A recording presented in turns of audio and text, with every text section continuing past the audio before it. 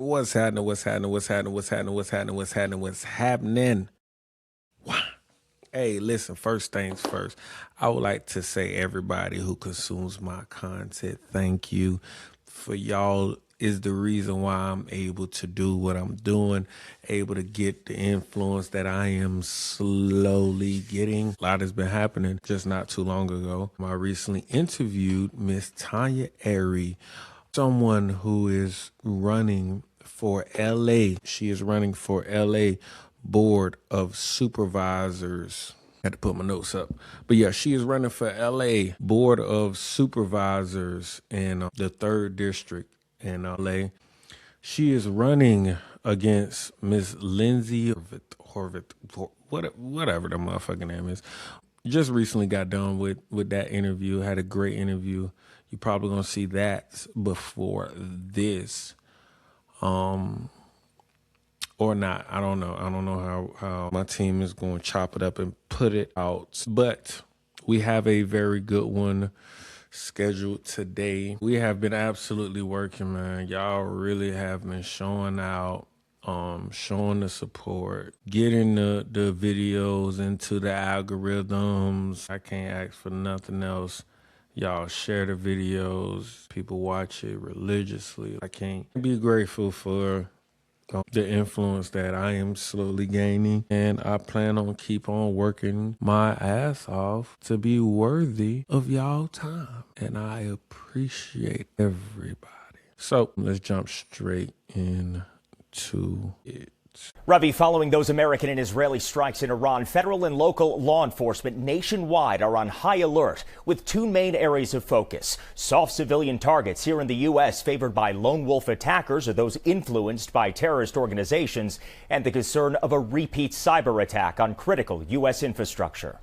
I think that we can expect Iran to engage in 4 types of hacks that they've done before. Number 1, go after our banking system. Number 2, hack the systems that underpin our oil supply. Number 3, our critical infrastructure like water. And finally, mis and disinformation for our elections. They've done all these types of hacks in the past, and I think we can expect more like them in the future.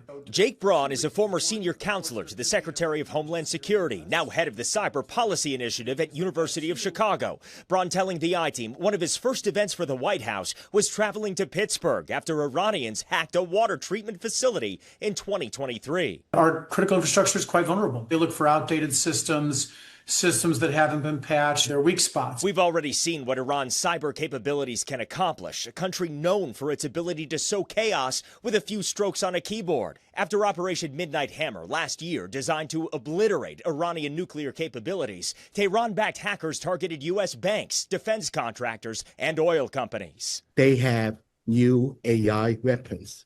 So the investment for the secure infrastructure, there's no finish. Jake Cho is a professor of cybersecurity at Lewis University. He says our deep reliance on networked systems for vital industries like telecommunications, water, and power creates efficiency. But any vulnerability in software or firmware in any type of hardware, of course, it can lead additional vulnerability. Braun says if they're not, businesses should be on high alert. In Springfield, the I-Team has seen firsthand the statewide Terrorism and Intelligence Center, also known as STIC, 24/7, analyzing threats, claims of bombs in public places, and the ongoing risk from foreign terror groups of domestic lone wolf strikes. Iran and its allies have a long history of radicalizing individuals across the world, whether they be in the U.S. or Europe or elsewhere, and encouraging them to take violent action against soft targets. Now, STIC does not have any specific information that any individuals, groups, or sites in Illinois are being targeted for possible attacks. Braun going on to say the Cybersecurity and Infrastructure Security Agency is relaunching its Shields Up campaign, asking individuals and corporations to be hyper-vigilant as this war with Iran unfolds. Yeah, back to that mindset. That was something that we did a lot of in the early 2000s, and back to that a little bit now. Absolutely. High alert for sure, especially for businesses and those soft targets. Yes. Okay, Mark, thank you. I mean, listen, this is what happens. I just want people to understand this, though, that the majority of the stuff that is happening now during wartime, I need you to understand, most of the world This happens quite often. See, it's only shocking to us because we're privileged. Yes, we're spoiled. We have military capabilities. We have people that are in positions that are making sure that none of this stuff usually happens to your front door. See, this is why immigration is actually important, because when you're allowing everyone to come into your country, guess what type of people also comes in? You think all of them going to be friendly? Are we going to ever have that conversation? Do you think all of them are going to be friendly? Every last one? Interesting. Huh. Well, let me show you. Let me show you. Iran may be trying to activate sleeper cells outside the country. ABC News is reporting the U.S. just intercepted an encrypted message believed to have originated in Iran that may serve as an operational trigger for sleeper assets. The National News Desk, Jeff Harris joins us. You have been digging into this reported message, Jeff, and also how the U.S. plans to respond. What else are you learning? So ABC News is reporting that the coded signal was sent after the death of Iranian Supreme Leader Ali Khamenei just about 10 days ago on February 28th. The message appearing to hold instructions for, quote, covert operatives or sleeper assets. ABC News reporting Monday the U.S. has intercepted an encrypted message believed to have originated in Iran that may serve as a possible operational trigger to activate sleeper assets outside the country. A country like Iran does not have the capability to beat us militarily, so they rely on asymmetric means.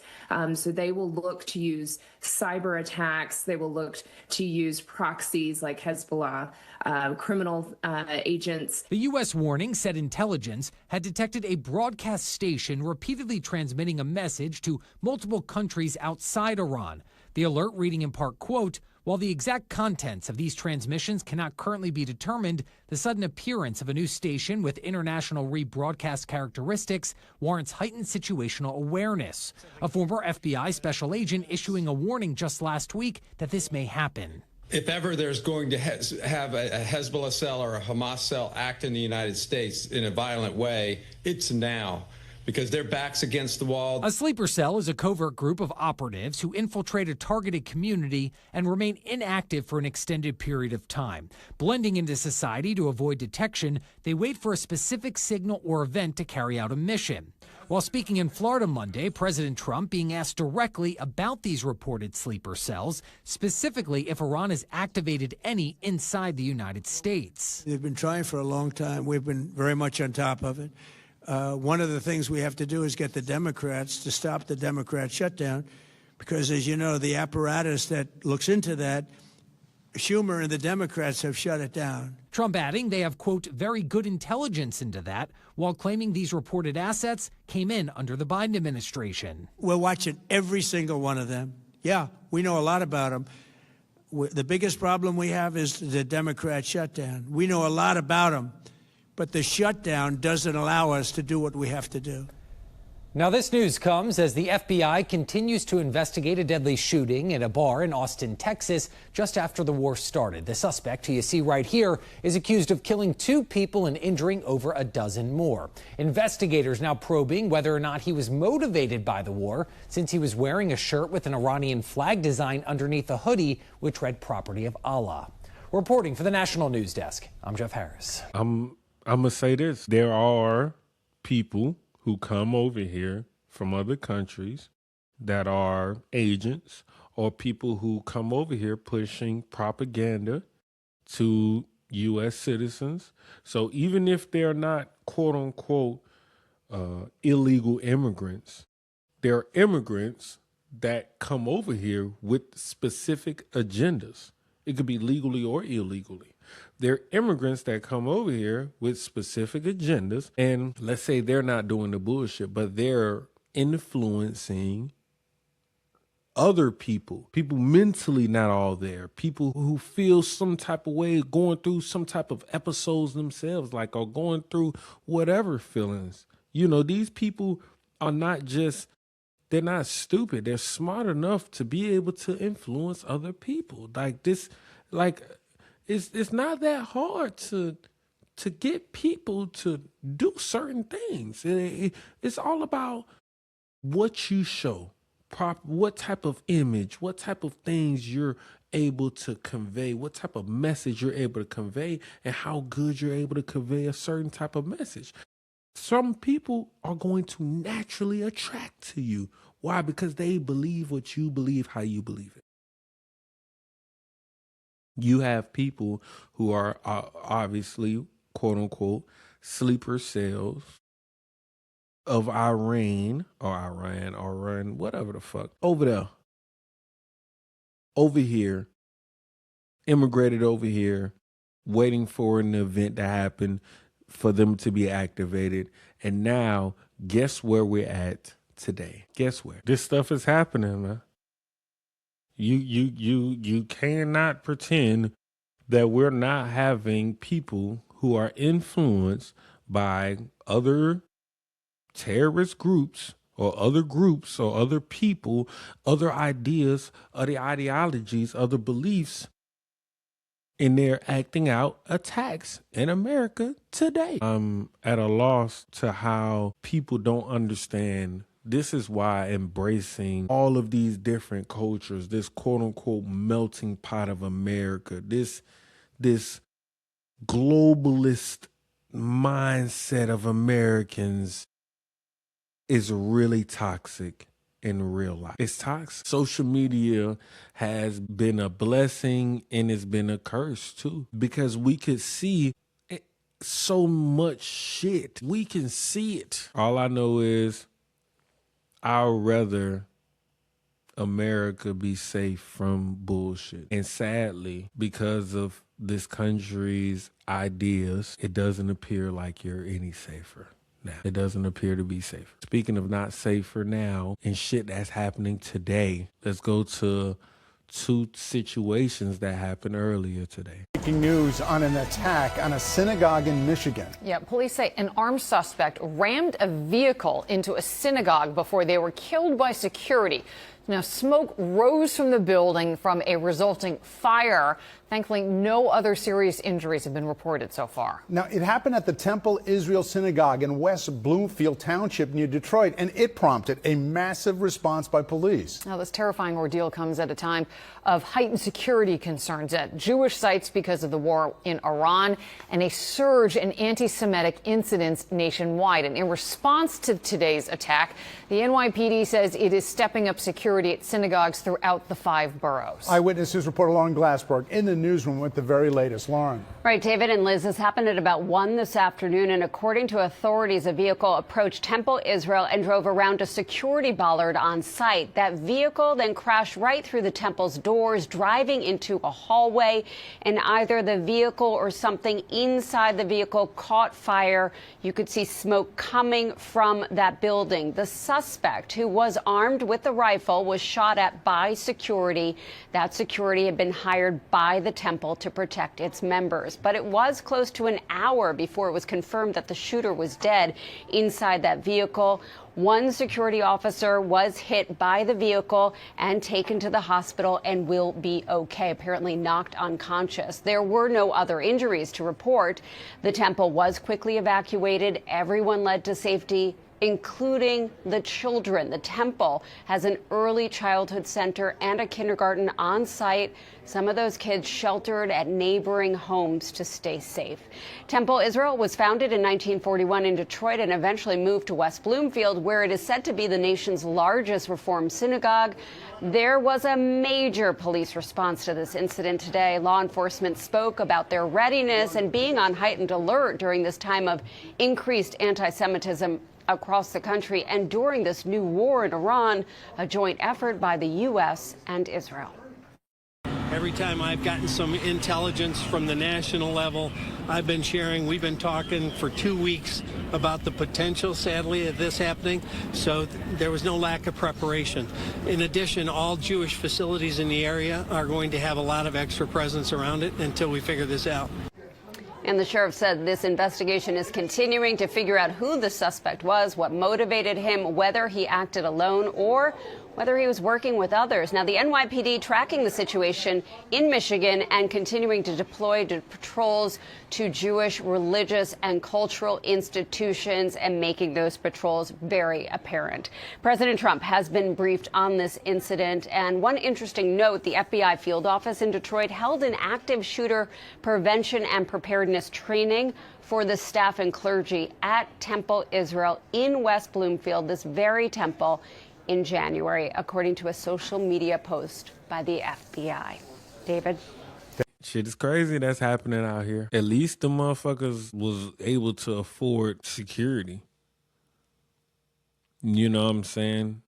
They able to get FBI training and shit. I wish we got that shit. Regular Americans got that type of effort. I wish there was more security for regular Americans too, like doing our shit. Like, you know, I get that, you know, the Jewish, you know, this ain't no disrespect to them. They I don't know how much influence they have or what. I don't know nothing about none of that stuff. What I know is we have this response: nobody dies. But in our school system, in our colleges, in our shit, guess what happens?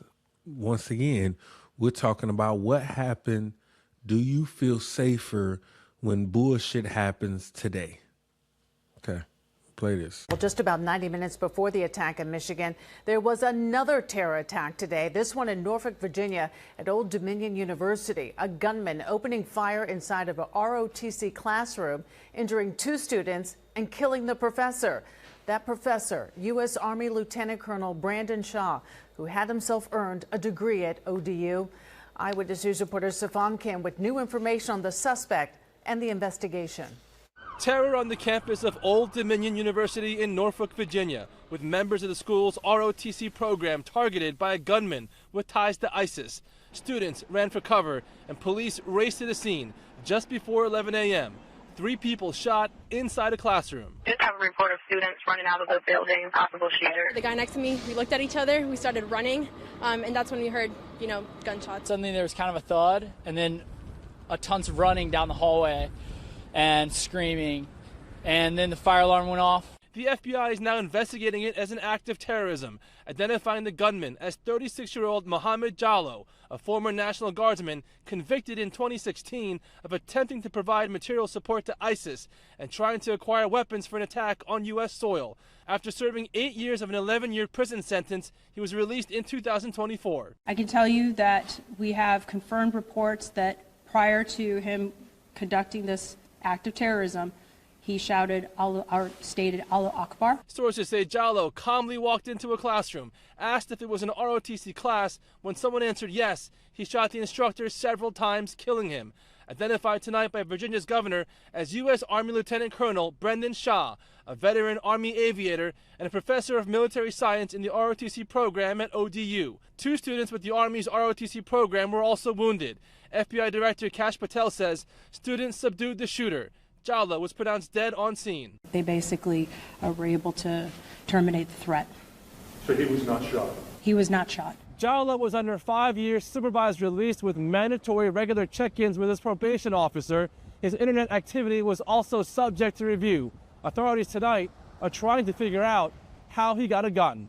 Stefan Kim, Channel 7, Eyewitness News. Hello. Nigga news. That's crazy. Just when you think niggas ain't got nothing to do with motherfucking shooting shit up and terrorism. Hello. Why do y'all think I keep showing this shit? Why y'all think I keep showing this shit? Y'all think I'm making this shit up, man? Y'all, what y'all think? What does the audience think? Do y'all think that there's a reason why I'm showing y'all the terrorism that happens in our communities? Because guess who's also being the terrorism outside of the communities? Who do you think the Austin? We have Nigga, they got sleeper cells motherfucking in the hood. These niggas must work for ISIS in the hood too. What y'all think? How y'all feel about this? Am I reaching? I hate these niggas, man. And I'm talking about all of them that elects to go against their own people and hurt their own people. And I ain't even saying it from an aspect of I'm one of, no, I'm saying it from an aspect of hurting people, period. You should have a heart to not do the shit that niggas be doing. This shit sick as a bitch. Glad the fuck nigga dead. Fuck him. RIP to the one nigga that was trying to make it out. The one black man, I don't even call that man a nigga. The one black man that was trying to make it out, that was trying to change, trying to do something with his life, trying to move forward with his life, trying to go to his next chapter in his life, being an ROTC instructor after serving his time honorably and viciously killed by a fucking nigga. Can't even make it out the hood and you still got niggas killing niggas. It's crazy. Diabolical. And since we started with the nigga news, let me show y'all some more domestic terrorism that's not going to get labeled as domestic terrorism, but I'm telling you it's the same fucking thing as domestic terrorism that these niggas is doing. Let me show you. 18-year-old Brevard County High School students in jail tonight accused of raping a panhandler. West 2's Gail Pascal Brown is live in studio to tell us what Orange County Sheriff investigators have uncovered. Gail. According to the arrest report, the teenager is not only accused of rape, but also fighting with the female inside and out of the car. Now, prior to the sexual battery call, deputies also got a call about a stolen car involving the suspect. 18-year-old Jamarcus Giscombe is in jail facing charges of false imprisonment, sexual battery with a deadly weapon, physical force, and aggravated battery. Orange County Sheriff's deputies arrested the Brevard County High School student March 6th. The arrest report says a female was panhandling in the median in front of Circle K, located on North Goldenrod Road in Orlando, when Giscombe allegedly picked her up. The arrest report says he told her she was going to perform a sex act on him. She said no. He began to hit her multiple times. She tried to exit the vehicle, then ran to the Wawa completely nude and asked for someone to call 911. The victim also described that the steering wheel had a pink fuzzy steering wheel cover on it. Prior to the sexual battery call, deputies got another call in reference to a stolen and recovered car behind the Colony's condos on North Goldenrod Road in Winter Park. All I heard was a big boom. So I peeked out my window and I seen somebody pulling off. They hit the white car and then they made a left. And when they made the left, I said, "What's going on?" I didn't know. And then he swerved off, and then I looked, and then I seen all these women and all these kids come out screaming he stole my car. Orange County Sheriff's deputies found the stolen car a little over a mile from the Nissan dealership where the sexual battery happened. Investigators say based on the blood inside of the car and the distinctive pink fuzzy steering wheel cover, they suspected that Jamarcus Giscombe is the driver of the stolen 2011 blue Chevrolet Cruze and possibly the suspect related to the sexual battery. Jamarcus told investigators that he met the alleged victim while he was stopped at a red light and she was panhandling and asked him if he wanted to engage in a sex act. Jamarcus Giscombe is in the Orange County Jail under a $12,500 bond for false imprisonment, grand theft, and aggravated battery. He was given no bond for the sexual battery charge. Back to you, Michelle. These motherfuckers is crazy. These motherfuckers is demons. But it ain't no security. It ain't no FBI coming to help. It ain't nobody helping on none of this shit. Why can't politicians help us here? What? That's just fuck it? We spend billions of dollars every fucking where else. Y'all are securing our borders against cyber attacks, this attacks, that attacks, all types of other bullshit, but letting these niggas just run fucking rampant in these cities. Bring in the fucking arm, throw the army at these niggas. Fuck them. These motherfuckers need to be scared to do the shit that they're doing. They're unconscious. They're sick. We can't even begin to have a conversation about this. It seems so unbelievable. It seems so fucking fake. Like it's unimaginable how much bullshit. Listen, this shit does something to me every time I see it. It's like every time I try to think of the bright side or the good, or think of the this or the that, or whatever the fuck motherfuckers got going on, I always see a new story of some new bullshit that makes me say, fuck these niggas. And here goes another. Former Jefferson County public school teacher and basketball coach convicted of sexually abusing teenage boys is sentenced to 70 years. Morris's first trial ended in a mistrial before a second jury found him guilty on all counts. Joyce O'Geary was in court when he learned his fate. Jurors recommended 165 years for Christopher Morris, but the judge handed down Kentucky's maximum sentence with both the victims and Morris's families in the courtroom.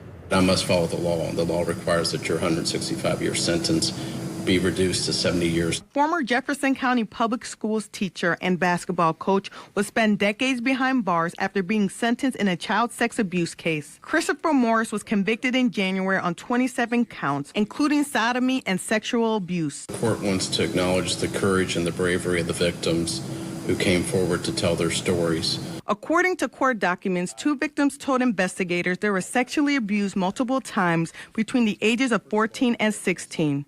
The investigation began in 2022 when a 17-year-old boy first came forward with allegations.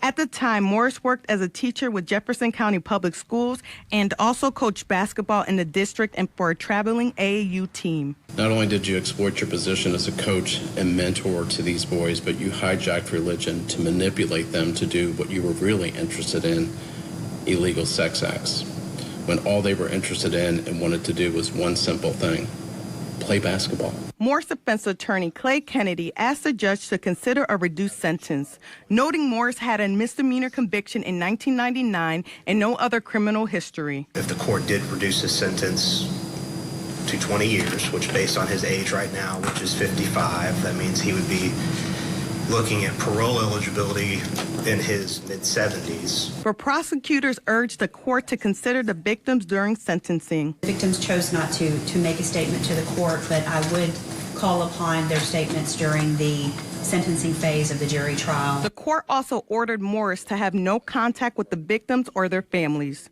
Joyce O'Geary, WLKY. 27 accounts. He was convicted on 27 counts, including sodomy and sexual abuse. 27 counts. This motherfucker was preying on children. This 50-some-year-old man is sentenced to 70 years, the maximum they could give him. There ain't no extra security for your kids in school.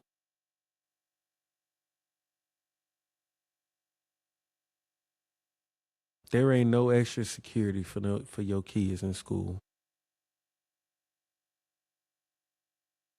This man is taking advantage of little kids playing basketball. Playing basketball?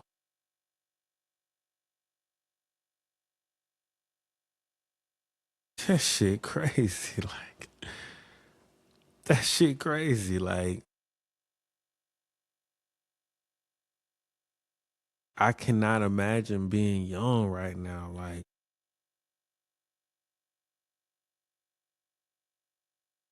I can't imagine that shit. Like, you can't even play basketball, man. You got sick motherfuckers, man.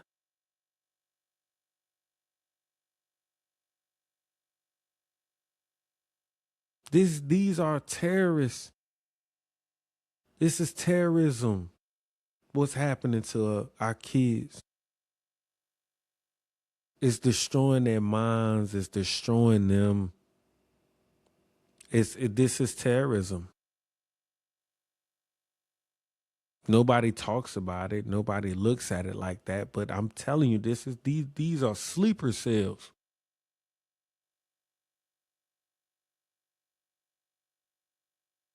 for the fucking devil. Demon cells.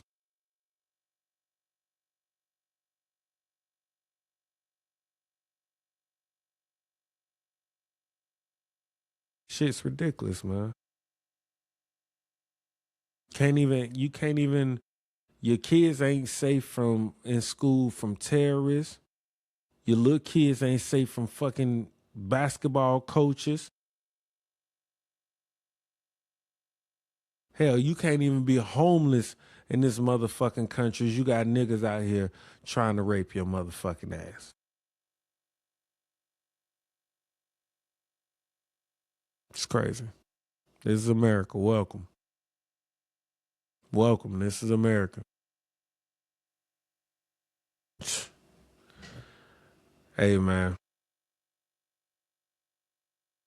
All right, man. I'm out.